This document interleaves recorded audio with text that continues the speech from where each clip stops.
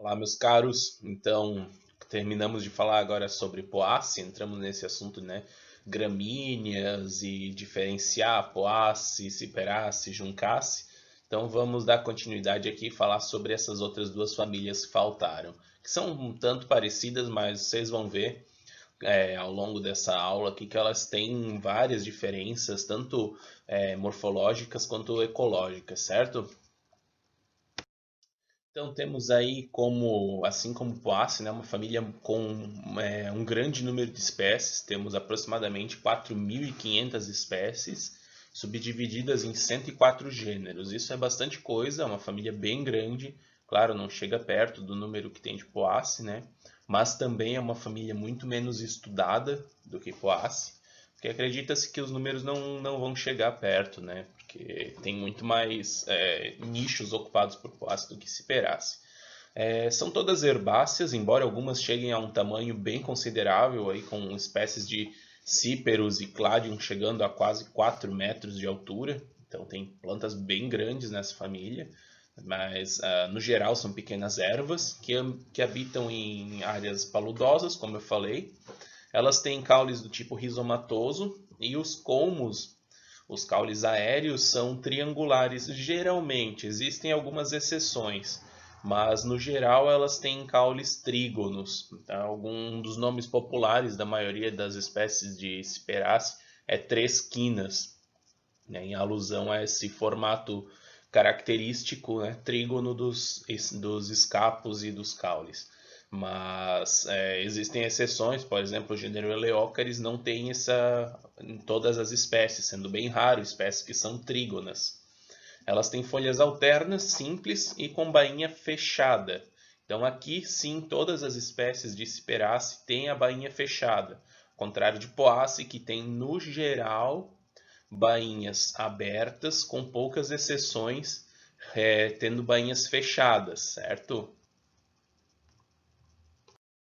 Então, onde a gente encontra essas plantas? No mundo inteiro, basicamente, exceto em regiões polares, né? Ao contrário das Poaceae, que aparecem também nas regiões polares e na Antártica. A gente tem aí uma distribuição bem ampla, com muitos gêneros, muitas espécies em quase todo o globo. Elas são muito mais frequentes em locais encharcados, né? Áreas paludosas, pântanos e mesmo áreas de pântanos salgados são muito frequentemente ocupadas por espécies Ciperaceae, às vezes formando grandes aglomerados monoespecíficos. Tem locais aqui, principalmente no litoral sul, Santa Catarina, Rio Grande do Sul e daí para baixo, que são locais que têm água salgada, né? E são completamente dominados por espécies de Cladium e Schenoplectus, que são gêneros de plantas bem grandes que eu vou comentar um pouco mais para frente com você sobre essas plantas. Sobre a morfologia floral dessas plantas aqui, ela é um pouco, digamos, bem mais simples do que Poaceae, tá? Cada flor é sempre associada a uma bráctea, que é chamada de gluma. Simples assim. A flor não tem perianto, é uma flor aclamídea, e ela pode ser tanto androginospórica quanto andro ou ginospórica. Então, tem plantas que na mesma espigueta, na mesma inflorescência, tem flores masculinas e femininas separadas, assim como tem plantas que têm todas as flores femininas ou todas as flores masculinas, e também plantas, que é o mais comum, isso varia muito com o gênero também, tá? Que tem as flores todas hermafroditas. Essas flores, né, que são associadas às glumas, são organizadas em espiguetas. E essas espiguetas ficam em arranjos diversos, glomérulos, panículas, enfim, uma série de inflorescências diferenciadas, mas sempre seguindo o arranjo básico de uma espigueta. Elas têm, além das brácteas associadas à flor, que são as glumas, elas têm brácteas involucrais, que são essas folhas, essas brácteas que lembram folhas aqui, ó, que ficam ao redor da inflorescência, certo? Então aqui temos uma, duas, três, quatro, cinco, seis, sete, oito brácteas involucrais ao redor das espiguetas. Então aqui vamos dar uma olhadinha melhor na flor. Eu trouxe um esqueminha de uma flor de Speraceae, bem simplificado, onde a gente tem então aqui a gluma, que é a bráctea associada à flor. Não temos perianto, ó, não tem sépala, não tem pétala. Temos aqui o ovário com os estiletes e 3 estames, né? Bastante simples a flor. Aqui temos um arranjo de umas espigas de cárex que tem as flores separadas. Podem ver que aqui temos a porção masculina, onde todas as flores são estaminadas, e aqui embaixo temos a porção feminina, onde todas as flores são pistiladas. E aqui temos então flores que são bissexuais, né? Flores androginospóricas. Então temos as glumas, cada gluma da espigueta, que é essa estrutura aqui, ó. Essa é a espigueta, né? Um conjunto de várias glumas. Possui essa florzinha aqui. Então aqui, ó, você pode identificar facilmente o ovário. Temos o estilete, que aqui tem 3 estigmas, ó. E 3 estames, certo? Bem simples, né? Uma florzinha bem tranquila de identificar as partes. Agora temos aqui ó, inflorescências que são totalmente, por exemplo, essa aqui de Carex também, ó, totalmente com flores estaminadas, vocês não veem os estigmas dela, e outras com flores pistiladas. E aqui temos uma outra espigueta com flores estaminadas basais, e aqui para cima ó, as flores pistiladas apicais, certo? Então na Speraceae no geral é bem fácil, né, de identificar as estruturas.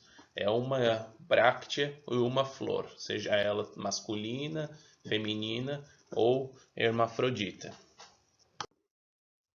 Aqui, ó, destacando, né, numa espécie ornamental frequentemente cultivada, que temos o escapo da inflorescência, as brácteas involucrais, bem numerosas, e aqui os arranjos das espiguetas, né? Então, cada terminal dessa inflorescência aqui é uma espiguetinha que contém várias glumas e várias flores, certo? Uma por gluma, sempre. Aqui mostrando os frutos, né? Na verdade, isso aqui, o fruto está dentro, isso é do gênero Carex, o fruto é um aquênio.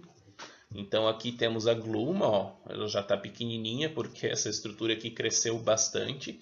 Isso aqui é uma característica do gênero Carex, que é um utrículo, é uma estrutura que cresce ao redor do fruto, protegendo ele. Então o fruto está dentro, né, que é essa bolinha menorzinha aqui que vocês veem, que é do tipo aquênio. Isso diferencia essas plantas, né, facilmente, se vocês conseguirem identificar o fruto dela, de Poaceae e de Juncaceae, porque temos frutos do tipo Cariopsis nas Poaceae, frutos do tipo aquênio nas Cyperaceae, e em Juncaceae a gente tem frutos do tipo cápsula. Então, tendo o fruto, vocês conseguem muito facilmente, sem ver nenhuma outra característica, separar essas 3 famílias. Bom, aqui algumas utilidades, né, digamos, implicações econômicas dessa família. Temos algumas plantas dessa família, bem comuns, inclusive, algumas crescem como mato em alguns locais, que são comestíveis, como por exemplo os cíperos esculentos, que têm tubérculos, né, rizomas espessados, que são comestíveis e dizem ter um sabor muito agradável.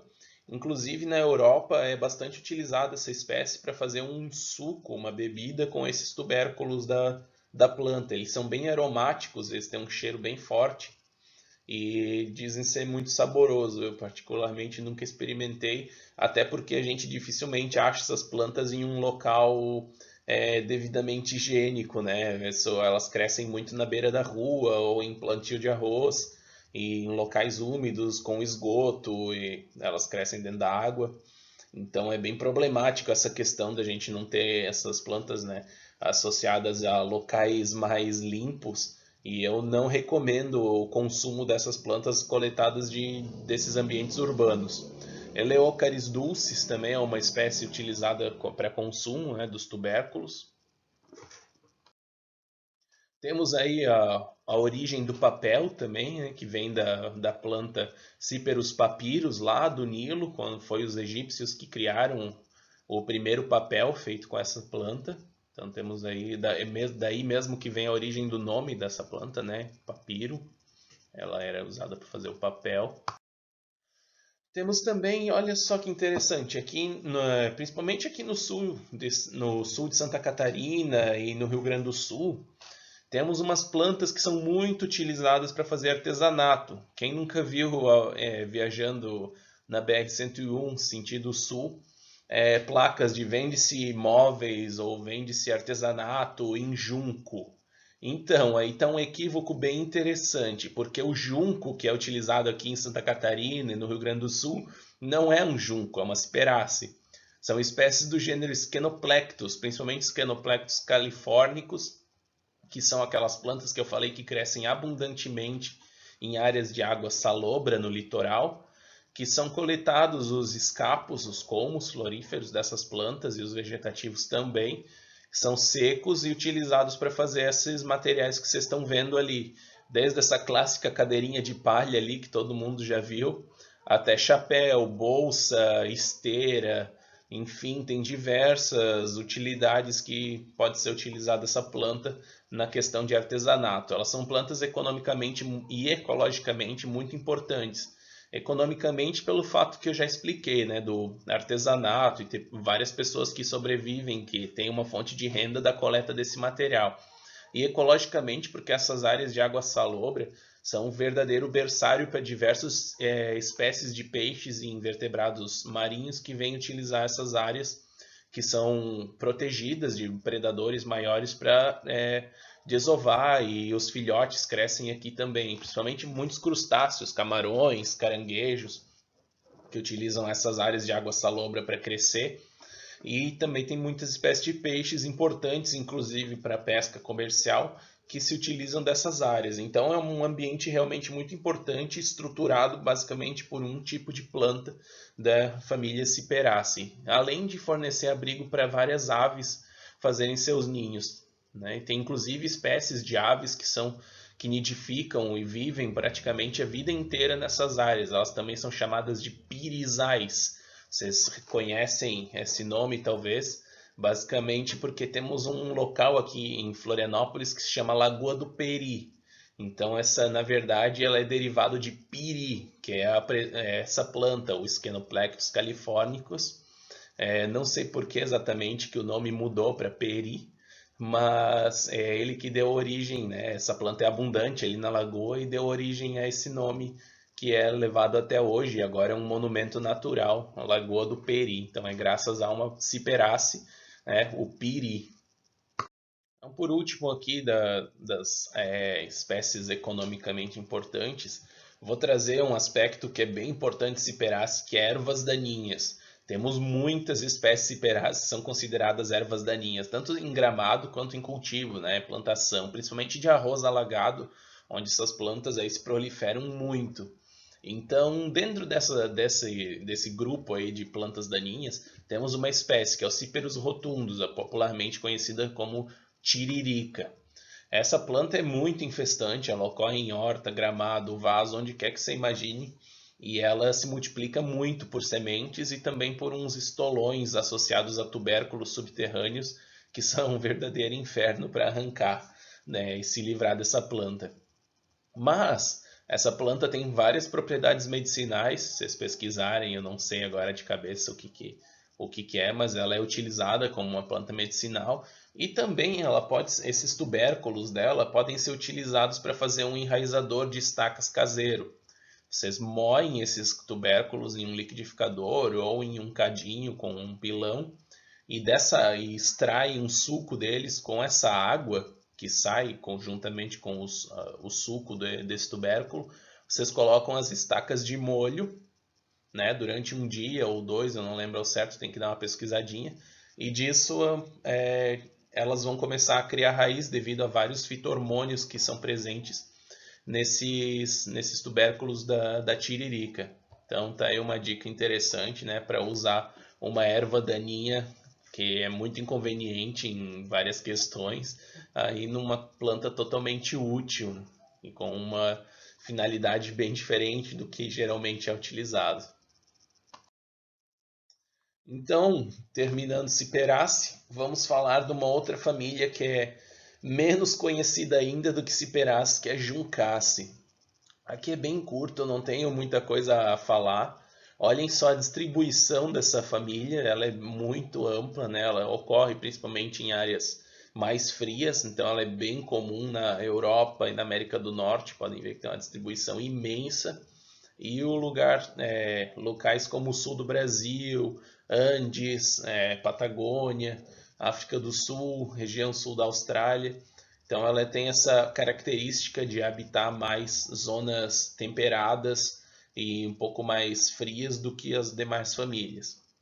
São também herbáceas, elas não chegam aos tamanhos absurdos que temos plantas em Poaceae e Ciperaceae que podem chegar, geralmente são pequenininhas. Também tem plantas rizomatosas, embora a maioria seja cespitosa, e elas têm folhas simples com bainhas geralmente abertas, mas existem plantas com bainha fechada. Então também não é tão numerosa essa família, ó, temos aí 6 gêneros e cerca de 400 espécies. No Brasil a gente só tem 2 gêneros, dos quais um deles apresenta uma única espécie, que é Lúzula. A espécie que tem no Brasil é Lúzula ulei, que ocorre lá nos campos de altitude, no Planalto. E temos algumas espécies de juncos, principalmente distribuídas no sul do Brasil, sendo bem mais raras conforme diminui a latitude. A flor delas é androginospórica, actinomórfica. Elas têm inflorescências determinadas e terminais que são ramificadas, às vezes nem tanto assim. E olha só que diferente das outras duas famílias, a gente tem perianto aqui, então temos 6 tépalas. Embora elas não sejam lá muito conspícuas, a gente pode notar facilmente aqui que temos tépalas, né? Elas lembram muito brácteas, elas não são coloridas, não tem nenhum atrativo aos polinizadores, mas temos as tépalas, e essa característica não ocorre em Poaceae nem em Ciperaceae. Podem ver a bractela da flor aqui, ó, a bráctea floral, e em seguida temos 6 tépalas por flor. Então aqui nessa imagem a gente consegue ver muito nitidamente as tépalas, é bem fácil distingui-las, né? Então temos aqui, ó, uma tépala, 2, 3, 4, 5, 6 tépalas, certo? Um ovário súpero com 3 carpelos, e elas podem ter dentre 3 a 6 estames, sendo mais comum ter 6 estames. Então aqui a gente consegue ver alguns, não sei se dá para ver todos, 2, 3, 4, 5, 6. Estão todos os estames aí. E um longo estilete com geralmente 3 estigmas na ponta. Olha só, o fruto também é bem diferente de Poaceae e de Ciperaceae, né? Temos nessas outras duas famílias frutos do tipo Cariopse e Aquênio, que são com uma única semente. Aqui a gente tem frutos capsulares, com no mínimo 3 sementes, né? Sendo uma para cada loco, como é o caso de Lúzula, ó, que temos sementes grandonas, temos 3 sementes grandes dentro da cápsula, ou em juncos, onde temos diversas sementes dentro de uma única cápsula. Então aqui eu trouxe novamente essa figura que vocês viram lá na aula de Poaceae, identificando as estruturas nas 3 famílias. Então vamos ver aqui, ó, em Poaceae temos a flor, a clamídia, sem tépalas, é associado a 2 brácteas, chamadas lema e pálea, o ovário, 3 estames com 2 estigmas. Temos em Ciperaceae, olha só, uma bráctea chamada gluma. Temos aqui o ovário e 3 estamezinhos. E em Juncaceae temos as 6 tépalas ao redor. E também pode ter brácteas, mas tendo sempre essas tépalas. E o ovário súpero também com os 3 estigmas e 6 estames. Finalizo aqui então com 3 espécies de juncos que a gente encontra em Santa Catarina. São algumas das mais comuns que temos por aqui. Juncos marginatos, principalmente aí que ocorrem em ambiente ruderal com bastante frequência. Mas elas são plantas, né, que não são muito conspícuas, também não tem nenhum chamativo especial. As flores não têm muita coloração e enfim, elas realmente já também não são comuns, tá? Vocês vão encontrar elas em ambiente de banhado, principalmente, mas elas não são dominantes aqui. Então, é uma família um pouquinho mais difícil de encontrar do que Poaceae ciperaceae, que é extremamente abundante. Quanto mais ao sul se vai, maior é a incidência de espécies de Juncaceae, né?